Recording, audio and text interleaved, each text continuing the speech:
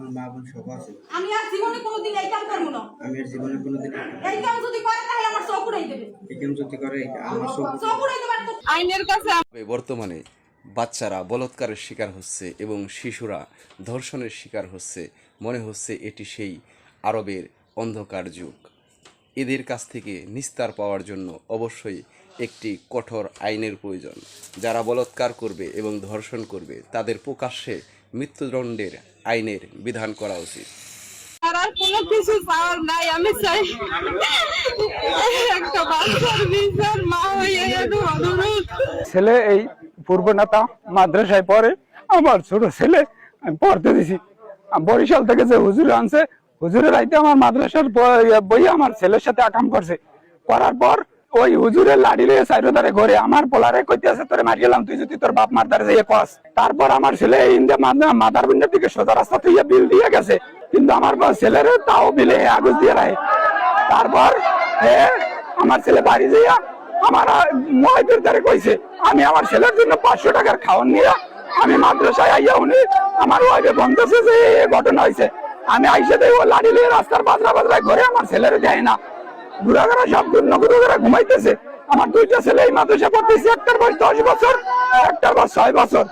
আমার ছেলে অসুস্থ, আমি এর সুষ্ঠু বিচার চাই। বাচ্চা পালাইয়া বাড়ি এই মাদ্রাসা থেকে গেছে। হুজুরে বলছে যে তুমি যদি কারোর সাথে বলো তাহলে তোমারে আমি মাইরিয়া বস্তা করে ফালাইয়া দেবো। এই কারণে ভয়ে কারোর সাথে আমার বাচ্চা বলতে পারে না। বাড়ি গেছে যাইয়া বহুত কান্নাকাটি করছে আমার বাচ্চা। আমি মারছি, মারার পর আমার পাশের বাড়ির লোকাইয়া কয় কি হয়েছে বাবা, কি হয়েছে?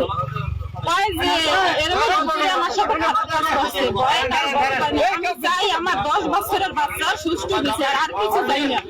আইনের কাছে এটুই আমার আবেদন, আমি চাই সুষ্ঠু বিচার। যদি সুষ্ঠু বিচার না হয় তাহলে দুনিয়াতে আর কোনো মাদ্রাসায় আর কোনো বাবা মা তাদের সন্তান আর মাদ্রাসায় পড়ানোর মতো কোনো ক্ষমতা থাকবে না।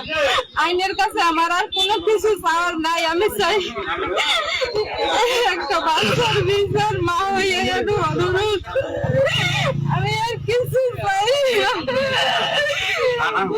আমরা পড়ালেখা করছি, কিন্তু আমরা এই ধরনের কোনো আচরণ, কোনো খারাপ চরিত্র কিছু দেয় না। আমরা তো মেয়ে মানুষ ছিলাম, আমাগুলোকে মোতালেব হুজুর এরকম করে না, এরকমের করে না। কিন্তু মোতালেব হুজুর থাকার কারণে প্রতি বছরে 2-3টা করে ছেলে হাফেজ হয়ে বাইরে আছে প্রতি মাহফিলে। কিন্তু এখন বছর ছাড়াই জায়গা তবু কোনো সন্তান লেখাপড়া করে বাইরেতে পারে না। আর এরকমের কোনো ঘটনা আমরা শুনি নাই। আমরা সন্তানের জন্য ভালো বিচার চাই, আমার সন্তান শিক্ষা করার জন্য আমরা ভালো বিচার চাই, আর এই মাদ্রাসার কলঙ্ক উড়ানোর জন্য আমরা ভালো বিচার চাই, আর কিছু চাই না। শফিকুল ইসলাম হাফেজ, উনি আমাদের মাদ্রাসায় গত 28শে এপ্রিল নিয়োগপ্রাপ্ত হন হেফজ বিভাগের দায়িত্ব পালন করার জন্য। উনি এই আজকে তো 5 তারিখ, এই 7 দিনের মাথায় একটা অপকর্ম করেছে, যেটা কোনো কর্মী এটা মেনে নেওয়ার মতো না। কারণ আমরা চাচ্ছি যে কমিটি, ম্যানেজিং কমিটি যারা আছে বা আমাদের সাথে যারা আছে তাদের সবারই একটা দাবি, এই হুজুরের দৃষ্টান্তমূলক শাস্তি হোক, আমাদের ভবিষ্যতে যেন এরকম অপকর্ম আর কেউ না করে। সকাল 11:30টার সময় আমরা সংবাদ পাই যে পূর্ব নেতা আকরামিয়া হাফিজিয়া মাদ্রাসায় একটি শিশুকে বলাৎকারের কারণে উক্ত মাদ্রাসার একজন শিক্ষককে আটক করিয়া রাখিয়াছে। উক্ত সংবাদের ভিত্তিতে আমি অফিসার ফোর্স